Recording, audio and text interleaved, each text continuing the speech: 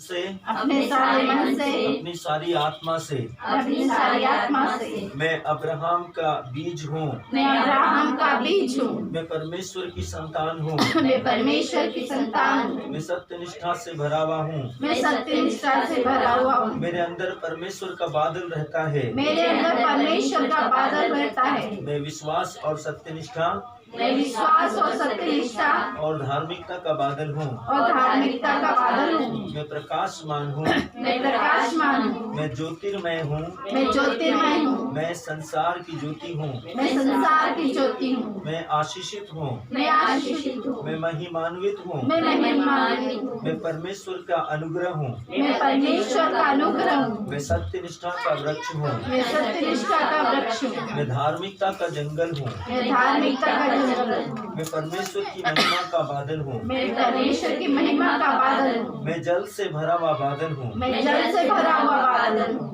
मैं परमेश्वर के द्वारा मैं परमेश्वर के द्वारा बोया गया हूँ, बोया गया हूँ, मेरे हृदय में मेरे हृदय में पवित्र आत्मा की उपस्थिति रहती है, पवित्र आत्मा की उपस्थिति रहती है, मैं विश्वास करता हूँ, मैं विश्वास करती हूँ, मैं परमेश्वर की आशीष हूँ, मैं परमेश्वर की आशीष हूँ, मैं हृदय से विश्वास करता हूँ मैं हृदय से विश्वास करती हूँ और अपने मुंह से घोषणा करता हूँ और अपने मुंह से घोषणा करती हूँ कि यीशु ही प्रभु है, कि यीशु ही प्रभु है, मैं सत्य निष्ठा का फल हूँ, मैं सत्य निष्ठा का फल हूँ, मैं यीशु मसीह का शिष्य हूँ, मैं यीशु मसीह का शिष्य हूँ, यीशु मसीह मेरा प्रभु है, यीशु मसीह मेरा प्रभु है, मैं परमेश्वर का पुत्र हूँ, मैं परमेश्वर का पुत्र हूँ, मैं जीवित परमेश्वर का मैं जीवित परमेश्वर का प्रतिरूप हूँ, प्रतिरूप हूँ, मेरे अंदर स्वर्ग का जीवन है, स्वर्ग का जीवन है, मैं परमेश्वर का प्रकाश हूँ, मैं परमेश्वर का प्रकाश हूँ, मैं प्रकाश से चमकता हुआ मैं प्रकाश से चमकता हुआ महिमा का बादल हूँ, महिमा का बादल हूँ, मैं सत्य हूँ, मैं सत्य हूँ, मैं प्रेम हूँ, मैं प्रेम हूँ, मैं जीवन हूँ, मैं जीवन हूँ, मैं मार्ग हूँ, मैं मार्ग हूँ, मैं परमेश्वर की लाठी हूँ, मैं परमेश्वर की लाठी हूँ, मैं परमेश्वर की आवाज हूँ, मैं परमेश्वर की आवाज हूँ, मैं परमेश्वर की महिमा का कार्य हूँ, मैं परमेश्वर की महिमा का कार्य हूँ, मेरी आत्मा प्यासी है, मेरी आत्मा प्यासी है, जीवंत ईश्वर की प्यासी है, जीवंत ईश्वर की प्यासी है, मैं परमेश्वर की शांति हूँ, मैं परमेश्वर की शांति हूँ, मैं आत्मा की खुशी हूँ, मैं आत्मा की खुशी हूँ, मैं कलीसिया की समृद्धि हूँ, मैं कलीसिया की समृद्धि हूँ, मैं विश्वासी परिवारों के लिए प्रकाश का तारा हूँ, मैं विश्वासी प्रकाश का तारा हूँ, मैं परमेश्वर के घराने का हूँ, मैं परमेश्वर के घराने का हूँ, मैं आशीष हूँ, मैं आशीष हूँ, यीशु मसीह के नाम में यीशु मसीह के नाम मैं में समृद्धि हूँ, मैं समृद्धि हूँ, यीशु मसीह के नाम में यीशु मसीह के नाम में मैं हर समय सफलता हूँ, मैं हर समय सफलता हूँ, यीशु मसीह के नाम में यीशु मसीह के नाम मैं में श्रेष्ठता हूँ, मैं श्रेष्ठता हूँ, यीशु मसीह के नाम में यीशु मसीह के नाम मैं में विजयी हूँ, मैं विजयी हूँ, यीशु मसीह के नाम में यीशु मसीह के नाम मैं में बुद्धिमान हूँ, मैं बुद्धिमान यीशु हूँ, मसीह के नाम में यीशु मसीह के नाम मैं में विवेकशील हूँ, मैं विवेकशील हूँ, यीशु मसीह के नाम में यीशु मसीह के नाम मैं में स्वस्थ हूँ, मैं स्वस्थ हूँ, यीशु मसीह के नाम में यीशु मसीह के नाम मैं में परमेश्वर की उपस्थिति का मैं परमेश्वर की उपस्थिति का बादल हूँ, बादल हूँ, मैं परमेश्वर का मैं परमेश्वर का हाँ जीवंत ईश्वर का हाँ जीवंत ईश्वर का महिमा का दूत हूँ, महिमा का दूत हूँ, मैं परमेश्वर का जन हूँ, मैं परमेश्वर का जन हूँ, मैं पवित्र हूँ, मैं पवित्र हूँ, जो मुझ में है जो मुझ में है महिमा का पिता महिमा का पिता वह महान है, वह महान है, उससे उससे जो इस संसार में है, जो इस संसार में है, मैं परमेश्वर को प्यार करता हूँ, मैं परमेश्वर को प्यार करती हूँ, hallelujah hallelujah hallelujah hallelujah hallelujah. Hallelujah. ईश्वर तू दयालु है, ईश्वर तू दयालु है, मुझ पर दया कर, मुझ पर दया कर, तू दया सागर है, तू दया सागर है, मेरा अपराध क्षमा कर, मेरा अपराध क्षमा कर, hallelujah hallelujah hallelujah hallelujah hallelujah. Hallelujah. आइए हम स्तोत्र ग्रंथ अध्याय 100 वचन संख्या 1 से लेकर 5 तक प्रभु का पवित्र और जीवित सामर्थ्यशील वचन को सुने। पाठ का मूल शीर्षक है परमेश्वर की स्तुति का गीत, धन्यवाद का भजन। वचन संख्या 1 में प्रभु का वचन कहता है, हे सारी पृथ्वी के लोगों यहोवा का जय जयकार करो, आनंद से यहोवा की आराधना करो, जय जयकार के साथ उसके सम्मुख आओ। निश्चय जानो कि यहोवा ही परमेश्वर है, उसी ने हमको बनाया है और हम उसी के हैं। हम उसकी प्रजा और उसकी चराई की भेड़ें हैं। उसके फाटकों से धन्यवाद और उसके आंगनों में स्तुति करते हुए प्रवेश करो। उसका धन्यवाद करो और उसके नाम को धन्य कहो, क्योंकि यहोवा भला है, उसकी करुणा सदा के लिए है और उसकी सच्चाई पीढ़ी दर पीढ़ी बनी रहती है। Hallelujah, hallelujah, hallelujah, hallelujah, hallelujah. Hallelujah.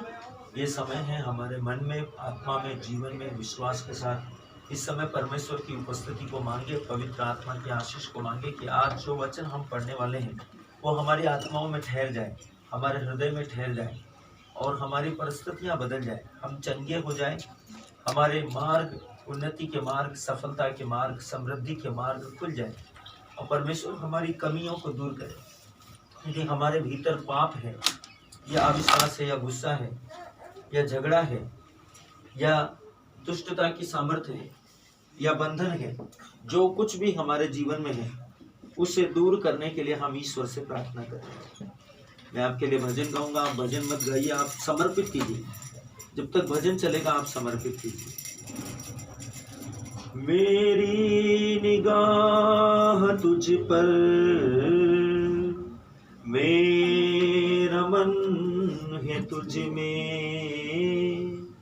मेरी निगाह तुझ पर, मेरा मन है तुझ में, तू मेरी योग्यता है, तू मेरी सहायता है, तू मेरी योग्यता है, मेरी सहायता है। तुझसे क्या मांगू यीशु, तूने सब कुछ दिया।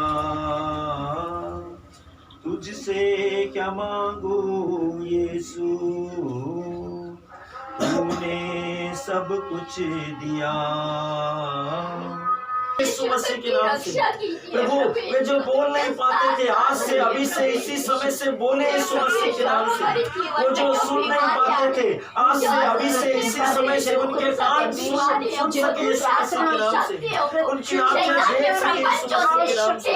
उनके पांव चल सके यीशु मसीह के नाम से। उनके बंधन टूट जाए, उनकी बंधन दूर हो, वे चंगे हो जाए, अपनी बीमारियों से चंगे हो जाए। प्रभु वे गवाही दे, जीवन में गवाही दे, आशीष दे। परमेश्वर आपके नाम को आशीष दे, आपके महिमा के नाम को आशीषित करे, आपके पवित्र नाम को आशीष दे। हालेलुया।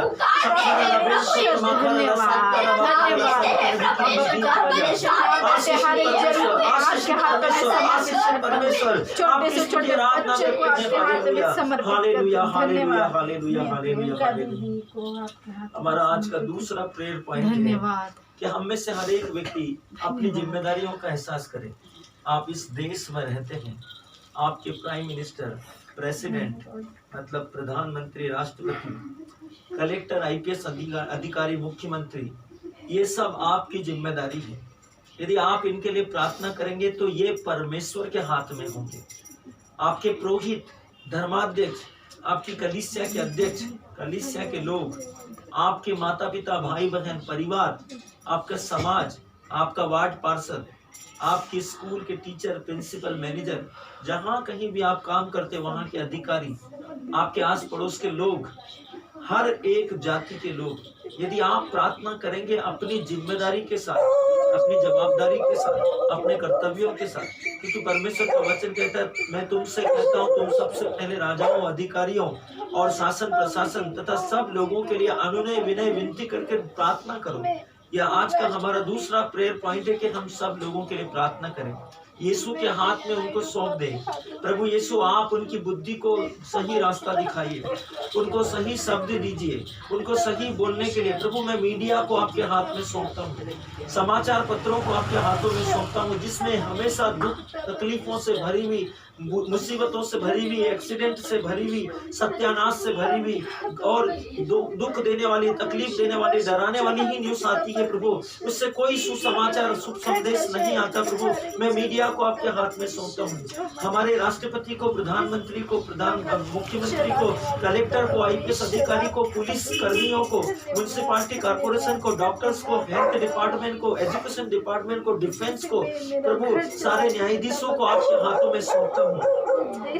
हमारे चर्च के अध्यक्षों को, पुरोहितों को, धर्म बहनों को, धर्म भाइयों को, हमारे कलीसिया के सभी अध्यक्षों, बीसीसी परिवारों को, कलीसिया के परिवारों को, कलीसिया के लोगों को, हमारे पासवानों को, प्रचारकों को, पास्टरों को, विश्वास के सब परमेश्वर के पवित्र जनों को परमेश्वर के हाथों में सौंपे। उनके लिए प्रार्थना करें प्रभु, वे समृद्ध हो, वे आशीषित हो, वो पवित्र हो, वे पवित्र आत्मा के नियंत्रण में हो, वो परमेश्वर के वचन के अनुसार हो, वे परमेश्वर की बुद्धि में हो, परमेश्वर की सच्चाई में हो, परमेश्वर के सत्य में हो। उनकी आंखें अंधकार से मुक्त हो जाए, उनके हाथ और पैर पाप के बंधन से मुक्त हो जाए, उनका जीवन बंधन से मुक्त हो, उनके मन पर, बुद्धि पर, आत्मा पर यीशु मसीह के वचनों का अधिकार हो, वे यीशु मसीह के शरण में हो, यीशु मसीह के नियंत्रण में हो। हमारा घर परिवार सब यीशु के हाथ में हो, यीशु के नियंत्रण में हो, यीशु के पवित्र हाथ में हो, ताकि वे परमेश्वर के राज्य में हो। परमेश्वर की आशीष के द्वारा उनके मन खुल जाए, उनके दिल खुल जाए, उनकी आत्माएं खुल जाए, वे आजादी का अनुभव करें। डर और भय, बीमारी और बंधन, पाप और श्राप, अंधकार की शक्तियां, दुष्टता की सामर्थ उनसे दूर हो जाए, वे स्वतंत्र हो जाए, वे किसी के गुलाम नहीं, किसी बीमारी के, किसी शक्ति के, किसी बुरी आदत के, बुरी शक्ति के, बुरी आत्माओं के गुलाम नहीं हो, वे आजाद हो जाए, वे स्वतंत्र हो जाए, वे मुक्त हो जाए। हालेलुया। सकारा बोन सोत्र मकरा संता नबिकी सिहिंद्रिया संता मकांद्र वित्रंदन कोरो समंत नबिकी सिहिंद्रिया रंत्र बोन सोत्र मकरा संता नबिकी सिहिंद्रिया। हालेलुया। आज का हमारा तीसरा प्रेयर पॉइंट है कि हम आपस में एक दूसरे की गलतियों को माफ कर कर एक दूसरे के लिए प्रार्थना करें, एक दूसरे की उन्नति के लिए, एक दूसरे के उद्धार के लिए, एक दूसरे की क्रमोन्नति के लिए, एक दूसरे के विश्वास में उन्नति के लिए, एक दूसरे की चंगाई के लिए, एक दूसरे की जरूरतों की पूर्ति के लिए इस समय प्रार्थना करें। बहुत से लोगों को प्रार्थना की जरूरत है प्यारे भाई और बहनों, बहुत सी आत्माएं प्यासी है, बहुत से लोग सुसमाचार सुनना चाहते हैं, बहुत से लोग इस समय अस्पताल में भयानक रोगों के कारण बीमार है और वो चाहते हैं कि कोई तो हो जो हमारे लिए प्रार्थना करे, क्योंकि उनके तकलीफें बहुत है, उनके कष्ट बहुत है, उन किसी का हाथ कटकर गिरने वाला है अपने बीमारी के कारण, किसी का पांव, किसी के गला, किसी का जबड़ा डॉक्टर ने निकालने के लिए कहा है, किसी का लंग्स खराब है, किसी का फेफड़ा खराब है, किसी का दिमाग में क्लॉट जमा है, हार्ट में क्लॉट जमा है, कोई सांस नहीं ले सकता है, कोई कई प्रकार के रोगों से, बीमारियों से पीड़ित है, कई लोग असफल है, निराश है, उदास है, व्याकुल है, बहुत डरे हुए हैं, थके मांदे हैं, बहुत परेशान है, बहुत कर्ज में है, बहुत अशांति में है, बहुत मुश्किलों में है, संकटों में है। वो सब हमारी जवाबदारी है। यदि हम प्रार्थना करते हैं तो परमेश्वर का वचन क्या कहता है कि देने में ही हम पाते हैं। जिस नाप से आप दबा दबा कर, हिला हिला कर, ऊंचा सीग लगाकर आप दूसरों के लिए प्रार्थनाओं में देते हैं, मांगते हैं, वैसा ही परमेश्वर आपको बढ़ते हुए अनुग्रह के साथ 100% देगा। आप दूसरों के लिए, जब हम दूसरों के लिए प्रार्थना करते हैं तो प्रभु हमें अपने अनुग्रह की महिमा के धन से हमें प्रदान करता है। प्रार्थना करते हैं सर्वशक्तिमान ईश्वर हमारे पड़ोसियों के लिए, यहाँ उपस्थित परिवारों, हर परिवार के लिए, हमारी कलीसिया के लिए, हमारे देश के लिए, जो लोग हमसे नफरत करते हैं, गुस्सा करते हैं, झगड़ा करते हैं, हमको सताने के लिए अवसर ढूंढते हैं, प्रभु उनकी आत्माओं को समर्पित करते हैं, उनके लिए प्रार्थना करते हैं। दुखी लोगों के लिए, बीमार लोगों के लिए, कष्ट में पड़े हुए लोगों के लिए, उदास लोगों के लिए, व्याकुल लोगों के लिए, पीड़ित लोगों के लिए, आंसू बहाने वालों के लिए, प्रभु जिनके ऑपरेशन होने वाले हैं, जो इस समय प्रसव करने वाली बहन है, जो अपनी संतानों को जन्म दे रहे हैं, माता पिता, उनके लिए प्रार्थना करते हैं प्रभु। उनकी जरूरतों के लिए, आवश्यकता के लिए, नन्हे मुन्ने बच्चों को समर्पित करते हैं, उनके स्वास्थ्य को आपके हाथों में सौंपते हैं प्रभु। छोटे छोटे बच्चों को प्रभु कितनी बड़ी बड़ी बीमारियां हो गई है प्रभु, आप जानते हैं प्रभु, उनको चंगा कीजिए प्रभु, उन्हें छू लीजिए प्रभु, उनको बदल दीजिए प्रभु। हम सबको आशीषित कर, हम एक दूसरे के लिए प्रार्थना करते हैं, एक दूसरे की जरूरत के लिए प्रार्थना करते हैं, हम एक दूसरे की कमजोरियों को जानते हैं, तकलीफों को जानते हैं, परेशानियों को जानते हैं, उनके लिए प्रार्थना करते हैं प्रभु। आप उनको आशीष दीजिए, उनको बदल दीजिए, उनके दुखों को दूर कीजिए प्रभु। वो बहुत परेशान है प्रभु, उनको आशीष दीजिए प्रभु। प्रभु हमारी कलीसिया आशीषित हो, हमारे घर आशीषित हो, हम सब आशीषित हो जाए, हम सब पवित्र हो जाए प्रभु, और दूसरों के लिए प्रार्थना कर सके, ऐसा अनुग्रह दीजिए प्रभु। साकाराला बोनसोत्र माकाराला संतन विकिरली सिहिंद्रिया संता माकांद्रली क्रंदन कोरल समंतन वकरल संतन विकिरली सिहिंद्रिया। Hallelujah hallelujah hallelujah. आज का हमारा चौथा प्रेयर पॉइंट है कि हम विशेष रूप से छोटे छोटे बच्चों के लिए प्रार्थना करें, यूथ के लिए प्रार्थना करें, विशेष करके नर्सरी के लिए प्रार्थना करें, कपल्स के लिए प्रार्थना करें, और सीनियर सिटीजन के लिए प्रार्थना करें। सीनियर सिटीजन बहुत चिंता और दुख के अंदर इस समय है, उनकी आत्माओं की शांति के लिए, उनके कष्टों के लिए, तकलीफों के लिए, चिंताओं से मुक्ति के लिए प्रार्थना करें। कपल्स के लिए प्रार्थना करें, दंपतियों के लिए प्रार्थना करें, जिनके बीच में आपस में गहरा प्रेम हो, मेल मिलाप हो, शांति हो, एक दूसरे के प्रति आदर हो, एक दूसरे के लिए अपने आप को वह पवित्र रखें, एक दूसरे के लिए विश्वास के साथ निरंतर मध्यस्थ होकर प्रार्थना करें, और पूर्ण रूप से दंपति अपने परिवारों को आशीषित करें, अपने परिवारों के लिए आदर्श बने, अपने परिवारों के लिए परमेश्वर के पवित्र लोगों के रूप में परिवारों के सामने एक उत्तम नमूना उदाहरण बन जाए। प्रार्थना करते हैं प्रभु इस समय यूथ के लिए, जितने भी युवक युवतियां हैं प्रभु, उनकी आत्माओं को, उनकी बुद्धि को मैं आपके हाथ में सौंपता हूं, उनके फ्यूचर के लिए प्रार्थना करता हूं प्रभु। उनको अच्छा जॉब मिले, अच्छा स्टडी मिले, अच्छा एजुकेशन मिले, वो हाई एजुकेशन को ग्रहण करे प्रभु, और बहुत समृद्ध, सफल और शिरोमणि हो, और उन्नति करे प्रभु, श्रेष्ठ हो जाए, सफल हो जाए प्रभु। उन्हें बुद्धि दे प्रभु, इस एग्जाम का समय में प्रभु आप उनको सपोर्ट कीजिए, पवित्र आत्मा के द्वारा उनकी सहायता कीजिए प्रभु, उनको स्मरण शक्ति दीजिए प्रभु, उनको अच्छा स्वास्थ्य दीजिए, अच्छी सेहत दीजिए प्रभु, उन्हें अच्छा चरित्र दीजिए प्रभु। अपने आप को पवित्र रखने के लिए पवित्र आत्मा से उनको भर दे प्रभु। प्रभु उनका जीवन में मोबाइल, फेसबुक, व्हाट्सएप और इंटरनेट के द्वारा बहुत सा अपवित्र, गंदी बातें, गंदे काम, गंदे विचार उनके जीवन में शैतान डालना चाहता है, उनको अपवित्र करना चाहता है, उनको अयोग्य बनाना चाहता है, उन्हें डिस्टर्ब करना चाहता है प्रभु। हम सारे यूथ को, अपने बच्चों को और दूसरे बच्चों को प्रभु आपके हाथों में सौंपते उनके लिए प्रार्थना करते हैं प्रभु। सारे यूथ के साथ साथ प्रभु हम टीनेजर और नर्सरी को आपको समर्पित करते। जितने टीनेजर है वो गेम के कारण, मोबाइल में जो गेम होता है उस गेम के कारण बहुत डिस्टर्ब है, पूरा टाइम मोबाइल में, पूरा टाइम मोबाइल में, व्हाट्सएप में, पूरा टाइम खेल कूद में लगे हैं प्रभु। उनको आपका वचन, प्रार्थना करने की जिज्ञासा, प्रार्थना करने के लिए प्रभु उनको आत्मा का ज्ञान दीजिए, उनको प्रेरित कीजिए प्रभु, ताकि वे अपनी प्रार्थनाएं करें, क्योंकि अब वो नहीं जानते प्रभु, हम उनको बता सकते हैं, क्योंकि परमेश्वर बच्चों की प्रार्थना बहुत जल्दी सुनता है प्रभु। हम नर्सरी को और छोटे छोटे बच्चों को, टीनेजर को आपका हाथ में सौंपते हैं, ताकि वे आपके सामने प्रार्थना करें प्रभु, दुनिया के लोगों के लिए, परिवार के लिए, माता पिता के लिए, भाई बहनों के लिए प्रार्थना करें, ताकि उनके घराने, उनके जीवन आशीषित हो जाए, और छोटी छोटी उम्रों में वे भविष्यवाणी करें, पवित्र आत्मा से भरकर हीलिंग की, चंगाई की प्रार्थनाएं, सभाएं करें, और बहुत आशीषित हो, और अपनी उम्र के बच्चों को आशीषित करें, उनके जीवनों को बदल दे, उनकी पाप और बुराई की शक्ति से उनकी जिंदगियों में परिवर्तन लाए। Hallelujah hallelujah hallelujah. साकाराला बोनसोत्र माकाराला संतन विकिरली सिहिंद्रिया सांता माकांद्रली त्रंदन कोरोलो समंतन विकि सिहिंद्रिया। धन्यवाद स्वर्गीय पिता, आपकी स्तुति आराधना करते हैं, महिमा प्रशंसा जय जयकार करते हैं। Hallelujah. Thank you Jesus, thank you power holy ghost, thank you abba father, in the name of Jesus Christ. Hallelujah. आइए हम आज हमारा आज का परमेश्वर का जो वचन है उस वचन को हम आज सुने। विशेष रूप से आज का जो रपसोडी है उसके माध्यम से हम पवित्र आत्मा की इच्छा को जानने के लिए पूरे मन से परमेश्वर के पवित्र वचनों के अनुसार प्रार्थना करें। हम कल का रपसोडी और आज का रपसोडी, 2 रपसोडी पढ़ेंगे और एक ही रपसोडी के ऊपर मनन चिंतन करेंगे। बाइबल हमको बताती है कि हम अंतिम दिनों में हैं।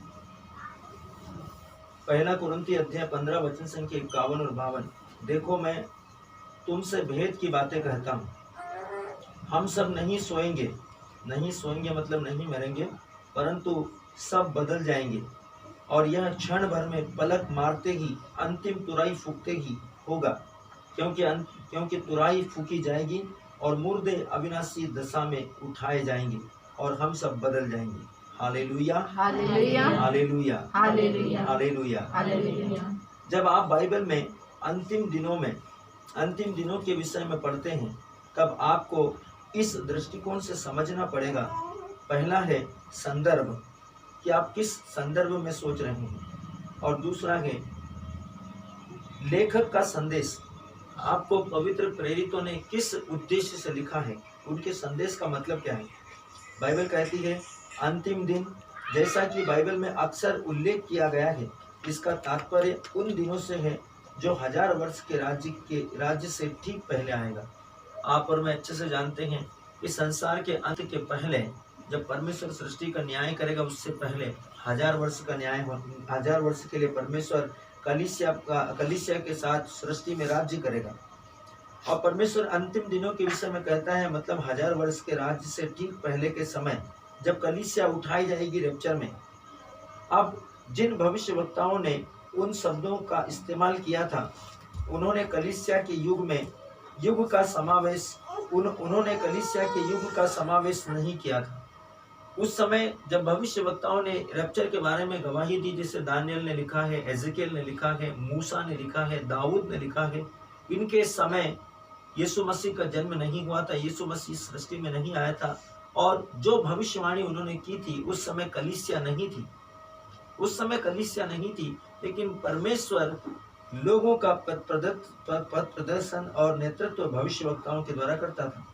इसलिए बाइबल कहती है, जिन भविष्यवक्ताओं ने शब्दों का इस्तेमाल किया, उन्होंने कलीसिया के युग का समावेश नहीं किया था।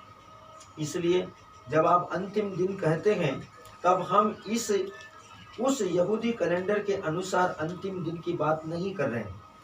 यहूदी कैलेंडर के अनुसार हम अंतिम दिनों के समय में अभी इस समय नहीं चल रहे, लेकिन बाइबल हमको बताती है जैसा भविष्यवक्ताओं के द्वारा प्रदान किया गया। भविष्यवक्ता मतलब परमेश्वर के अभिषिक्त लोग, जैसे मूसा हुआ, अब्राहम हुआ, दानियल हुआ, एजेकियल हुआ, हारून हुआ, योशुआ हुआ, दाऊद हुआ, ये सब परमेश्वर के अभिषिक्त लोग हैं, परमेश्वर के भविष्यवक्ता। बाइबल इनके विषय में कहती है स्पष्ट तरीके से, बहुत से चिन्ह, परमेश्वर का वचन कहता है बहुत से चिन्ह हैं जिनसे आपको पता लग जाना चाहिए, लग जाना चाहिए, आपको मालूम पड़ना चाहिए, आपको समझ में आना चाहिए। जिसे हम घड़ी देखते हैं, हमको तुरंत पता चलता है कि 7:05 हो रहा है, या 7:10 हो रहा है, या 8 बज रही है, या 9 बज रहे हैं। हम जैसे घड़ी देखते हैं वैसे हमको पता चल जाता है। वैसे परमेश्वर का वचन बोलता है बहुत से चिन्ह इस दुनिया में हो गए हैं। आपने देखा है सुनामी, तूफान, भूकंप, चक्रवात, कोरोना वायरस, नए वेरिएंट के रूप में नई बीमारियां, ये चिन्ह आपके सामने हैं। बहुत से चिन्ह हैं जिससे आपको पता लग जाना चाहिए कि हम कहां पर हैं और देशों का न्याय शुरू होने से पहले कितना समय बाकी है। आपको और मुझको परमेश्वर का वचन बताता है, अब जो होगा देश का न्याय होगा। देश का न्याय मतलब परमेश्वर की दृष्टि में देश मतलब लोगों का न्याय होने में कितना समय बाकी है। परमेश्वर देश का विश्लेषण करता है, उसका पूर्ण रूप से प्रत्यक्षीकरण, स्पष्टीकरण देश का मतलब है समूहों से या लोगों से। परमेश्वर का वचन कहता है अब देश के या लोगों का न्याय शुरू होने का समय है। ठीक इससे पहले बाइबल बताती है कि हमें विश्वासियों को इस बात का अंदाज लगा लेना चाहिए कि कितना समय बाकी है, और इससे अंदाज लगाने के लिए हमको कोई विशेष पापड़ बेलने की जरूरत नहीं। प्रकाशना ग्रंथ में परमेश्वर ने चिन्हों के साथ में, जो चिन्ह आपको दिखाई देंगे उन चिन्हों के साथ में परमेश्वर ने बताया है। इसलिए इससे अंतर नहीं पड़ता कि आज आप कहाँ पर है, किस स्थिति में है, किस माहौल में है, किस परिस्थिति में। परमेश्वर का जन चाहता है कि आप जानो कि यीशु जल्दी आ रहा है। आपको, मुझको, हमें से हर एक को मालूम पड़े, चाहे आप 2021 में हो या 2022 में चले जाए या 2023 में चले जाए, लेकिन आपको यह पता होना चाहिए कि यीशु जल्दी आ रहा है। क्योंकि यीशु के स्वर्गारोहण के बाद जाने से पहले यीशु ने कहा था कि यीशु के विषय में स्वर्गदूतों ने कहा था, जिस तरह तुम उसे बादलों पर जाते हुए देख रहे हो, वैसे ही वो वापस आएगा और वो शीघ्र आने वाला है। यीशु मसीह ने भी कहा था कि देखो मैं शीघ्र आने वाला हूँ। और तब से लेकर प्रेरित लोग अभी तक यीशु मसीह के आगमन की प्रतीक्षा करते आ रहे हैं और आपको और मुझको यीशु मसीह के जल्दी आने का इंतजार करते रहना है। ऐसे लोग हैं जो इस पर विश्वास करते हैं और उसका इंतजार कर रहे हैं। दूसरे ऐसे लोग हैं जो सोचते हैं कि वह नहीं आ रहा है और इसलिए उसका इंतजार भी नहीं कर रहे हैं, लेकिन फिर भी वो आ रहा है। उसने कहा है कि मैं आ रहा हूँ, फिर भी वो आ रहा है और आपको उसके इंतजार में लगे रहना है। और वह उनके लिए आ रहा है जो उसका इंतजार कर रहे हैं। वो उनके लिए आ रहा है जो उसकी प्रतीक्षा कर रहे हैं। वो उनके लिए आ रहा है जो दिन रात उसके आने के लिए तरस रहे हैं। वो उनके लिए आ रहा है क्योंकि वो बिना बताए गए लोगों को सुसमाचार सुनाने और उद्धार करने के लिए आ रहा है। परमेश्वर का वचन स्पष्ट रीति से कहता है, जो उसके प्रकट होने को प्रिय जानते हैं, उसको बहुत आशा भरी दृष्टि से ढूंढ रहे हैं, खोज रहे हैं, इंतजार कर रहे हैं। दूसरा तिमोथी अध्याय 4 वचन 8, जो उसकी बाट जो रहे हैं। लूकस का सुसमाचार अध्याय 12 वचन 37, जो कह रहे हैं, हे प्रभु यीशु शीघ्र आ। प्रकाशना ग्रंथ अध्याय 22 वचन 20, अपना जीवन उस व्यक्ति की तरह जियो जो उसका इंतजार कर रहा है, जो उसकी बाट जो रहा है। याद रखो, उसे विश्व ने उठाकर उसे विश्व से उठाए जाकर आरोहित होने से लेकर अभी तक का 2000 वर्ष हो चुके हैं। उसके आगमन के विषय में भविष्यवक्ताओं के सारे वचन हमारी आंखों के सामने पूरे हो रहे हैं। सबसे महत्वपूर्ण, उसने स्वयं कहा, हाँ मैं शीघ्र आने वाला हूँ। प्रकाशित वाक्य अध्याय 22 वचन संख्या प्रकाशित वाक्य अध्याय 22 वचन संख्या 20 में उसने कहा, वह अपनी कलीसिया के लिए आ रहा है। क्या आप उसकी कलीसिया के एक सदस्य के रूप में हैं? परमेश्वर का वचन कहता है, यदि आप उसकी कलीसिया के सदस्य हैं, अपने मन में सोचिए, थोड़ा सा इस पर चिंतन कीजिए। क्या आप वो कलीसिया हैं जिसको लेने के लिए यीशु आ रहा है? जो कलीसिया, क्या आप वो कलीसिया हैं जो दिन रात उसके आने की प्रतीक्षा कर रहे हैं? क्या आप वो कलीसिया हैं जो उसके लिए प्यासे हैं? क्या आप वो कलीसिया हैं जो उसका इंतजार में हैं? मेरे प्रियो, परमेश्वर का वचन कहता है, उस दिन यह धीमी प्रक्रिया से नहीं होगा। जिस दिन वो आएगा, ये बिल्कुल धीरे से या बिल्कुल स्लो मोशन में नहीं होगा। वो बहुत सडनली, अचानक और एकदम से होगा। और बाइबल कहती है यह एक क्षण में हो जाएगा। वो आएगा और हम सब के सब बदल जाएंगे। पलक झपकते ही हम हवा में प्रभु से मिलेंगे। जब वो आएगा तो पलक झपकते ही हम हवा में प्रभु से मिलेंगे। हम इस विश्व से रैप्चर हो जाएंगे। इस बात के प्रति अनजान मत रहो, इससे बहुत गंभीरता से लीजिए। हम सब रैप्चर हो जाएंगे, अनजान मत रहिए। इसे गंभीरता के साथ लीजिए।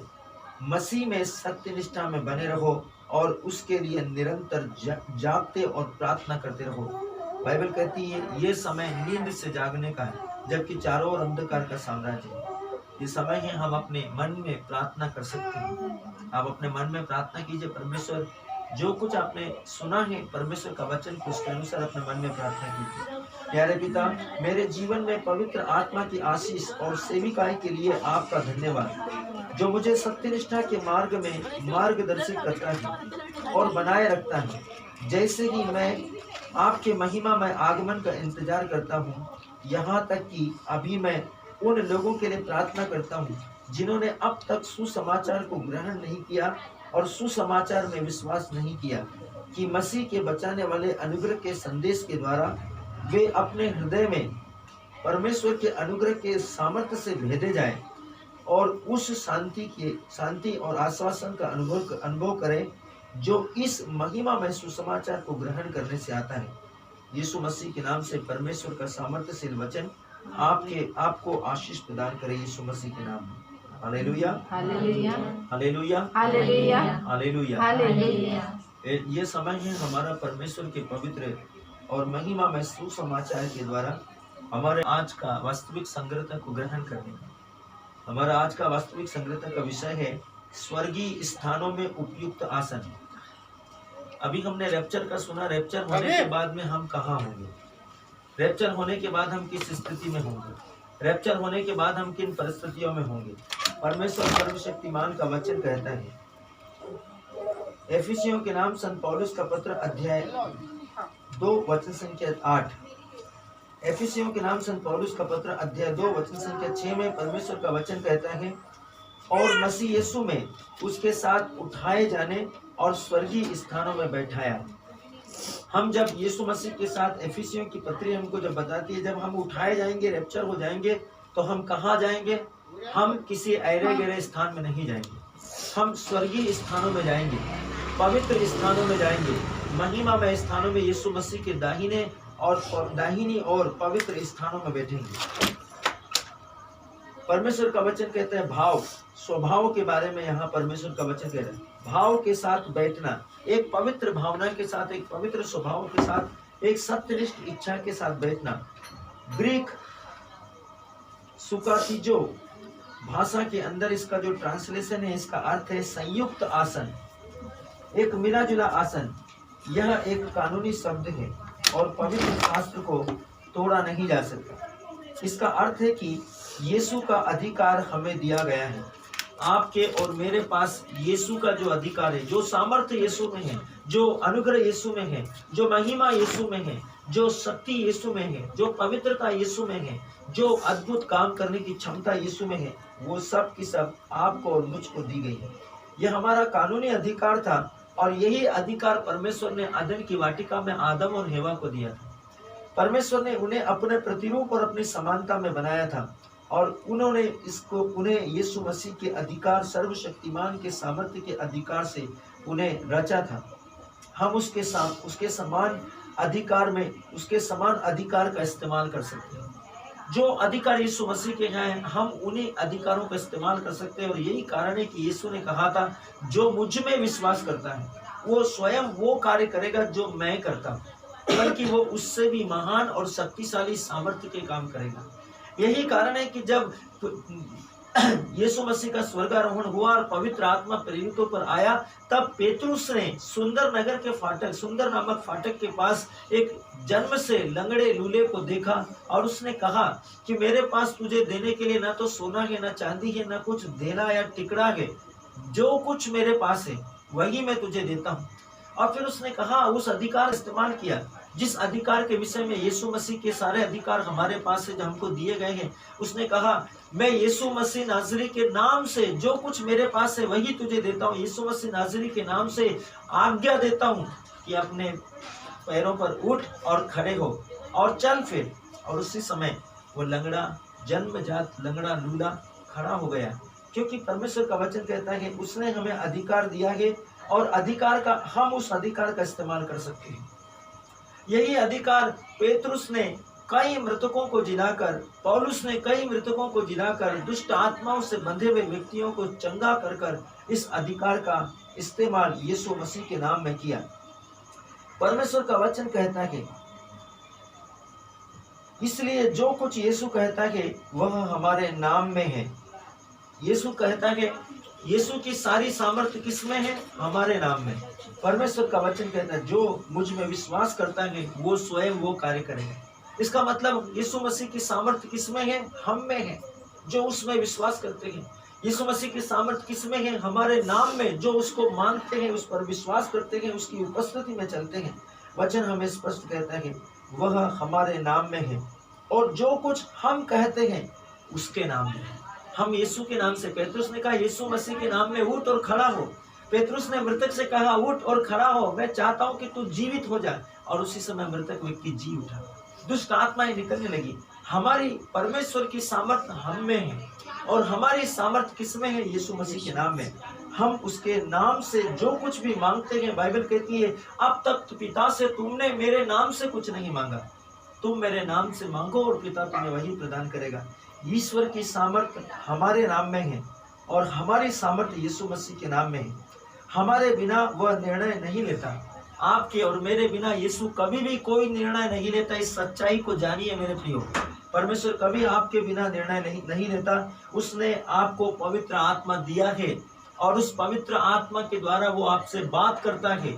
आपके मन के अंदर विकल्प आते हैं, करूं कि नहीं करूं, जाऊं कि नहीं जाऊं, सोचूं कि नहीं सोचूं, बोलूं कि नहीं बोलूं। इसमें परमेश्वर आपके द्वारा बात करता है। वो आपसे निर्णय लेता है, आपसे सलाह लेता है, क्योंकि उसका सलाहकार, उसका सत्य का आत्मा आपके भीतर रहता है और हम उसके बिना निर्णय नहीं लेते। हम जब भी कुछ करते हैं, कुछ विशेष करते हैं, कुछ करने जाते हैं, हमारे जिंदगी में कुछ भी गड़बड़ होता है, हम सबसे पहले क्या करते हैं? प्रार्थना करते हैं। और परमेश्वर का वचन कहता है उसने हमें एक नाम दिया है इस्तेमाल करने के लिए। उसने कहा आकाश और पृथ्वी के बीच में, मनुष्यों के मध्य में कोई दूसरा नाम नहीं दिया गया।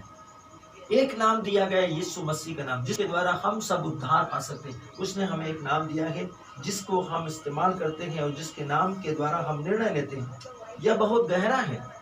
जब तक आप इसकी सच्चाई को नहीं समझते, आप इस नाम को इस्तेमाल नहीं कर पाएंगे।